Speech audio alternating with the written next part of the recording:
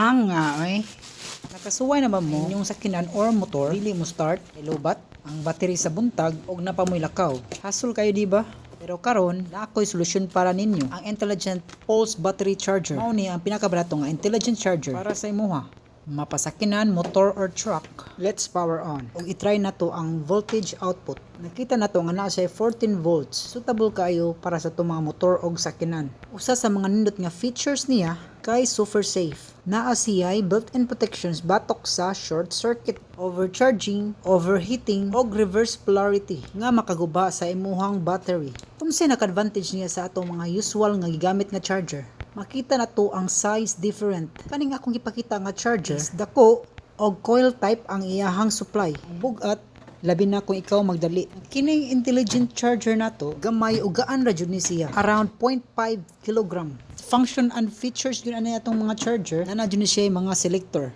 Labi na kung nakamotor ka. Mao ni ang function kung mag-charge ka sa motor. Na ay battery capacity nga 6 to 30 ampere hour. 30 ampere hour above nga mga battery para sa mga sakyanan, mao ni siya dapat nimong gamiton para sa healthy charging og makatabang mutaas ang life sa imuhang battery. Apa jud ni siya active repair function para mobalik kani sa normal nga kondisyon.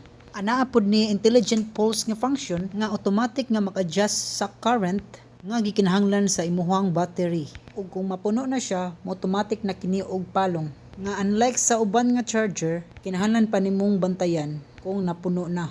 Ang nakanindot ani, naanapod tay LCD display nga makita nimo ang real-time charging status, battery health og voltage. Naapod na siya mga LED indicator sa mga function nga nagamit sama sa floating charge, reverse connection, 12 volts, 24 volts og ang iyahang power indicator. Reverse connection din no, kung mabali og taod nimo sa imong battery, ang polarity, labi na ikaw nagdali-dali. Mao na usa sa makaguba sa battery kung dili mabantayan.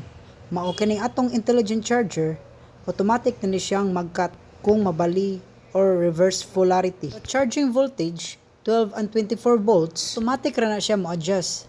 Magdepende sa type of battery, 12 or 24 volts. Kung nag-charge ka og sakinan nga naay 24 volts, automatic ni mo adjust og mo transfer ang lead indicator ngadto sa 24 volts.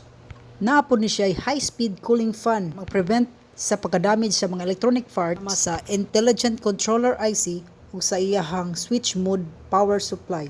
Ganahan mo og reliable og safe nga charger, i-click lang ang link sa description. Ayaw na pagdugay-dugay, dili jud ka magmahay. Unya, maura to. Bye-bye.